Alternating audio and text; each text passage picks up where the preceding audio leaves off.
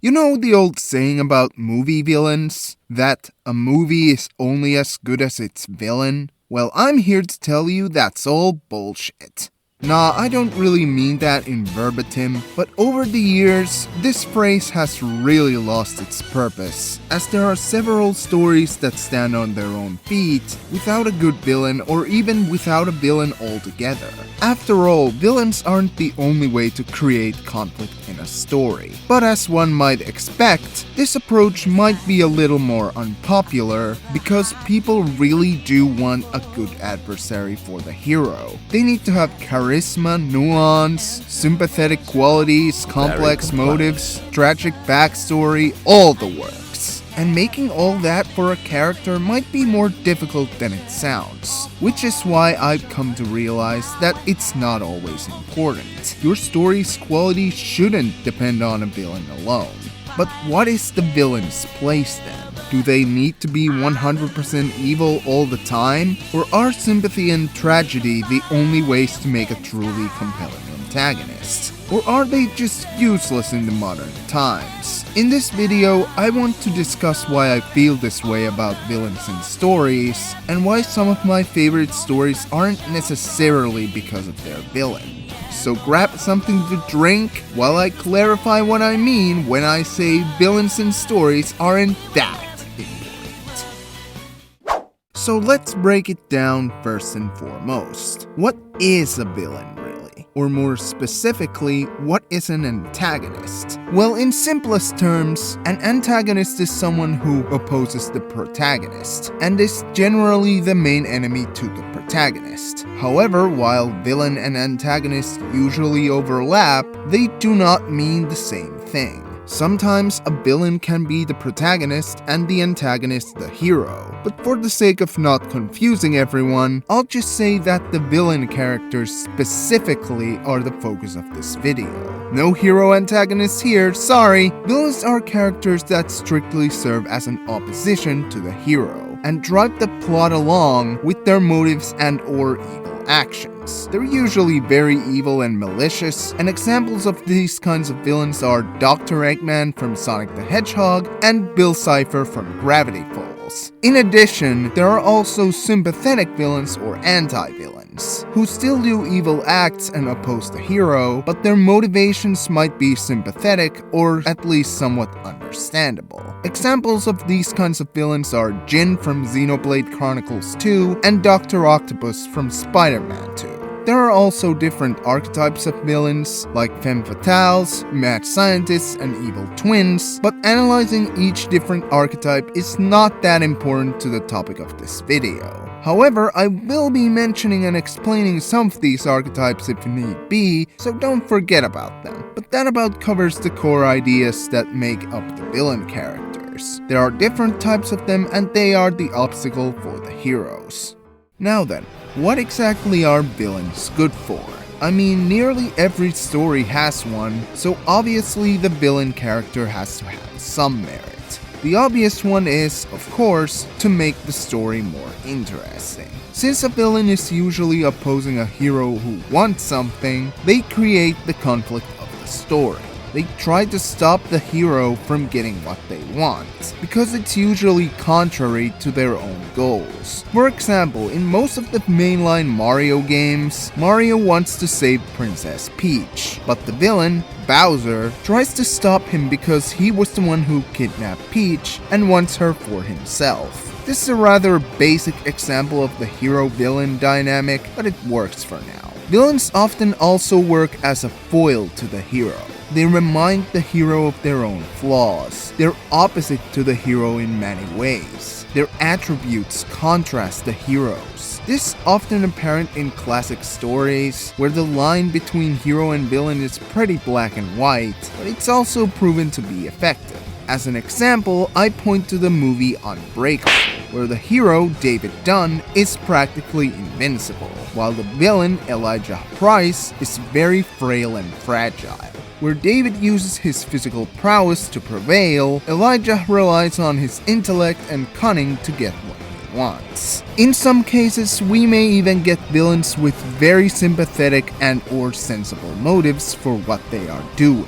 resulting in some intense conflicts and usually really good storytelling. One such example is the main villain of Lost Judgment, who I will not name because I do not want to spoil this game, but I'll put a spoiler warning here anyway.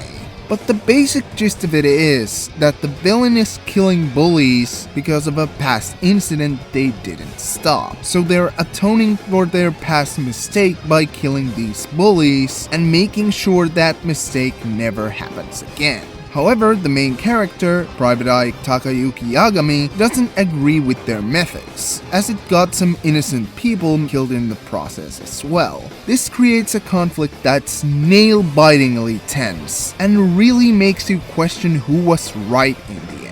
Tragedy is also a good way to make your villain sympathetic. The above-mentioned villain from Lost Judgment also had some tragedy involved with it, but becoming a vigilante is not the only way to inject some tragedy into a villain. Maybe the tragedy caused him to go insane, or straight up seek revenge, or become a well-intentioned extremist. Tragedy can manifest different feelings in a person, and the same goes for fictional characters. However, tragedy and sympathy are not the only way to make your villain good or entertaining. Just straight up evil villains can be great too. For example, Hades from Kid Icarus Uprising. He's so over the top in his evilness, constantly making fun of the characters and trolling them in the worst ways possible. He doesn't really have redeeming qualities, but his constant presence, power, and cunning is so fun to listen to, especially in a game like Uprising.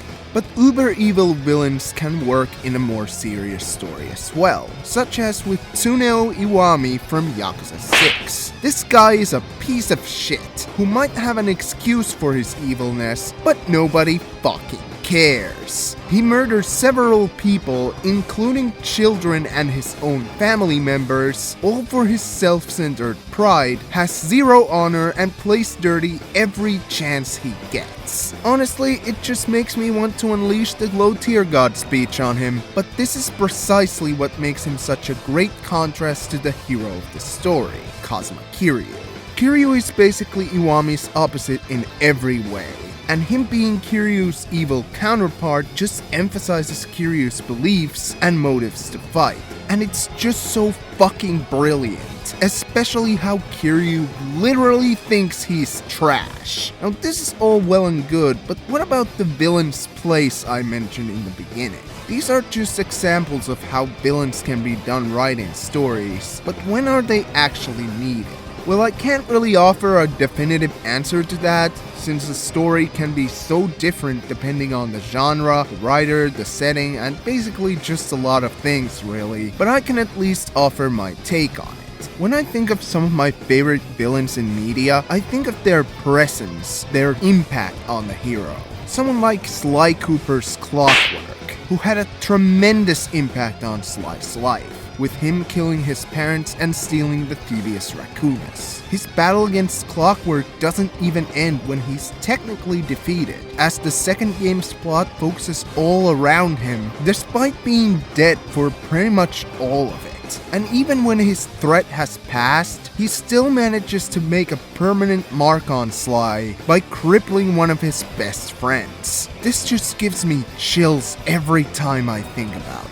How much of an iron grip he has on Sly and his friends even after he's passed. The best villains also, in my opinion, contrast the hero in some way. I already mentioned foils, but I specifically mean more like the contrast through their similarities than their differences. Like maybe they made different choices in life, or maybe they had different upbringings. The key point is, the two are similar yet different in many aspects. Villains like Slade from Teen Titans, Vincent from Collateral, Arkham from Devil May Cry, Dahlia Hawthorne from Ace Attorney, Egil and Jin from Xenoblade Chronicles. These are also some of my favorite villains of all time, and they all contrast at least one of the heroic characters in one way or another.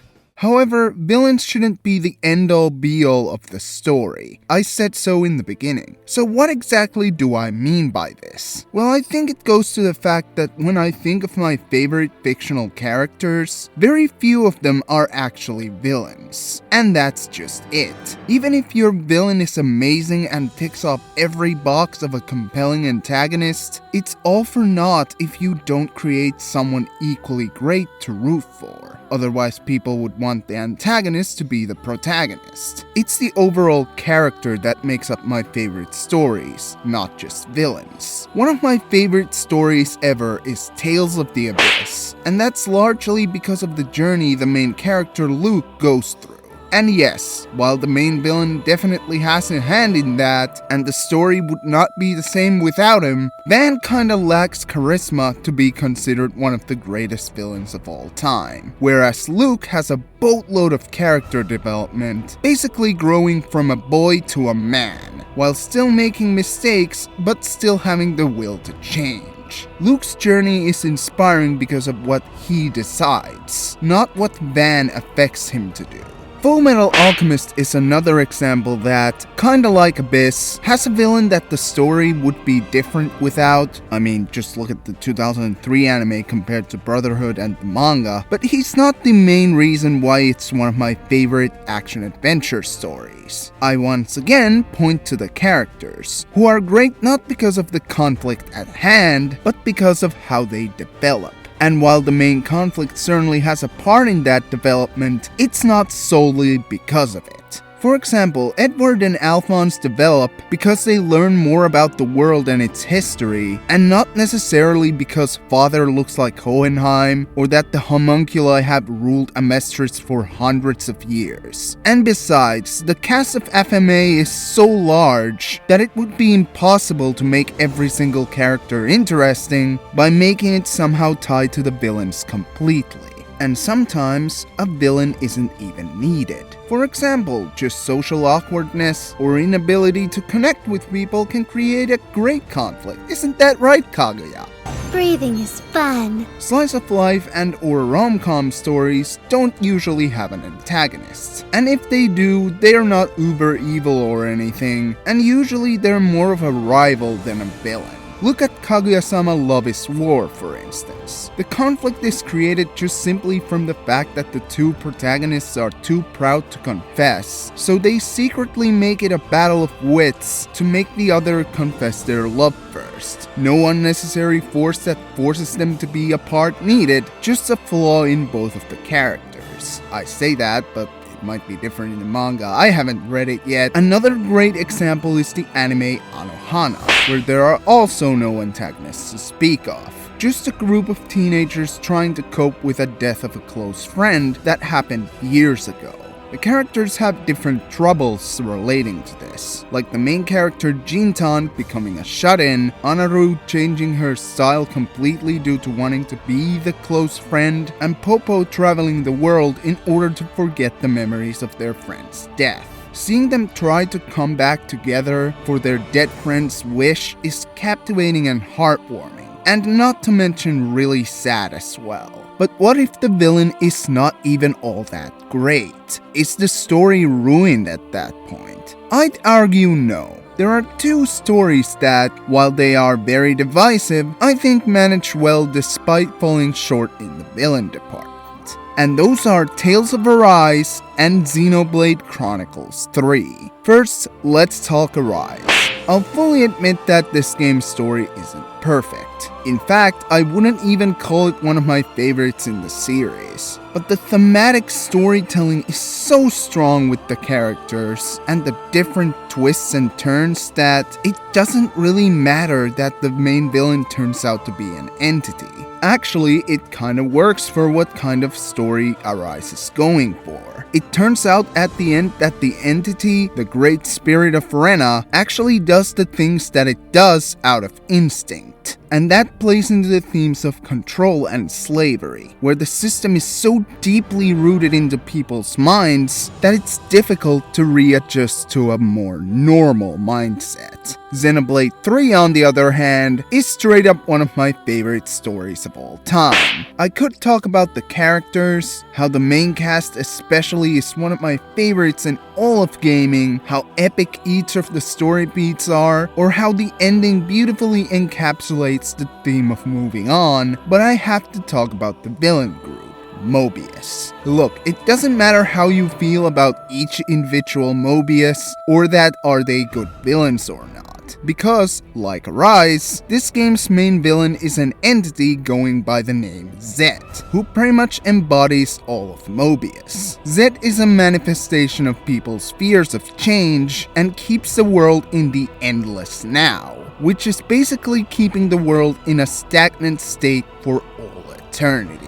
And the Mobius are the ones watching over this process. This fear of change, and Zed being the cause of it, are what defines the main theme of moving on, or more specifically in this case, moving on to the future. So in the end, it doesn't really matter that a lot of the Mobius are kinda lame. After all, they're just a part of the bigger cycle that plays into the core of the story.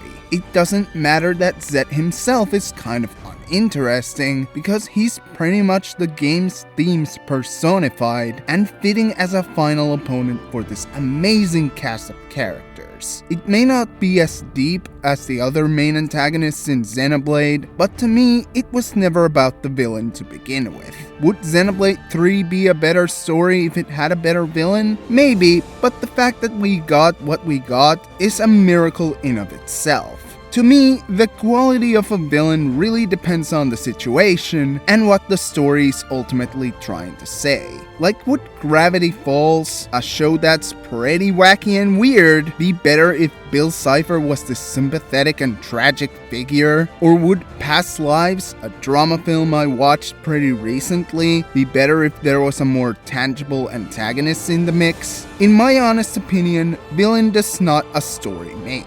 Conflict can arise from much more than just a character opposing the hero. And while a good villain never hurts a story, it's never absolutely necessary for a good story. A villain is just one character at the end of the day, and I just realized I made it this far in the video without even mentioning the Marvel Cinematic Universe once. Nice. So villains are certainly one way to make your story interesting, but it should not be the ultimate solution to make your story good, because stories are much more than their conflict or the person who causes the conflict. It's just one part of it, and the villain's place in a narrative should be just that, one part of a greater whole. We all may have different views on what the greatest of all villains should be like, but I think my main point is that villains shouldn't overtake the story completely, especially if you want your audience to still cheer for your hero. Now, I'm not an expert in storytelling or anything, so a lot of this video might sound like me bullshitting, but this is what I've always thought villains should be. Maybe there's a film study professor out there who can explain to me why villains are actually the greatest thing in storytelling, but right now, this is how I feel about the matter. But do you have any thoughts? Do you agree? Or are villains really the only saving grace of a story after all? Perhaps you have examples of villains who either fit into my arguments or destroy them completely? Whatever the case, I want to hear all about it in the comments, if you have anything to say, that is. But until next time, like, comment, and subscribe. This has been Dragon Guy, signing off.